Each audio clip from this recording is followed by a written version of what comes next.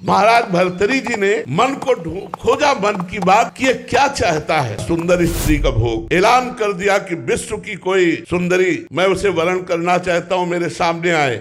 तो बहुत से जो अपनी सुंदरता का अभिमान रखती थी सुंदरियां एकत्र, क्योंकि चक्रवर्ती सम्राट महाराज भर्तरी, उनमें एक का नाम था पिंगला। भर्तरी जी के चित्त को लुभायमान कर दिया। भर्तरी जी ने उसके साथ पाणी ग्रहण किया। उन्होंने कहा राजपाट हमारा छोटा भाई विक्रमादित्य संभालेगा। अब मैं देखता हूँ इस काम में सुख कितना है। जिस काम के लिए मेरा मन लालायित हुआ, पहले मैं सुख से तृप्ति प्राप्त करूंगा। अब राजमहल केवल समय से भोजन पहुंच जाएगा, कोई भी राजकाज सब विक्रमादित्य के ऊपर, और आप केवल भोग निर्णय करने के लिए। बहुत वर्ष व्यतीत होते गए, लेकिन समय नहीं पता चला। पिंगला एक दिन अपने महल के पार्श्व की तरफ देखा, एक हष्ट पुष्ट जवान घोड़ों की रखवाली करवा रहा था। कोई मालिश कर रहा है, कोई कुछ कर, उसे अश्वपाल कहते हैं। देखा और जम गया। पिंगला ने दासी को भेजा, अश्वपाल से कौन मिलना चाहती। अब महाराज जब शयन में होते तब अश्वपाल से मिलना शुरू हुआ। अब आप बहुत ध्यान से सुनना। एक गरीब ब्राह्मण तपस्या कर रहा था देवराज इंद्र के लिए कि वो प्रसन्न और मुझे धन दे। देवराज इंद्र प्रकट हुए और एक फल दिया, बोले अमर फल, इसे खाने से अमर हो जाता है। बस अंतर ध्यान हो गए। उनका मेरी बात भी नहीं सुनी। मुझ गरीब को अमर होके क्या करना है, मुझे तो धन चाहिए था। ये अमर फल मैं महाराज भर्तरी को दे देता हूँ, और भर्तरी धर्मात्मा राजा है, वो अमर रहेंगे तो हमारी प्रजा सुखी रहेगी। महाराज की जय हो। कहो विप्रवर कैसे आगमन हुआ। महाराज मैंने तपस्या कर, मुझे देवराज इंद्र ने एक अमर फल दिया, इसे खाने से अमर हो जाया जाता है। आज्ञा करी, जितना खजाने से धन चाहिए इनको दे दीजिए। अमर फल लिया, सोचा मेरी आसक्ति पिंगला पे है, मैं अमर होकर क्या करूंगा। अगर पिंगला अमर रहेगी तो मैं सुखी रहूंगा। पिंगला को बुलाया और कहा ये हमारे देश के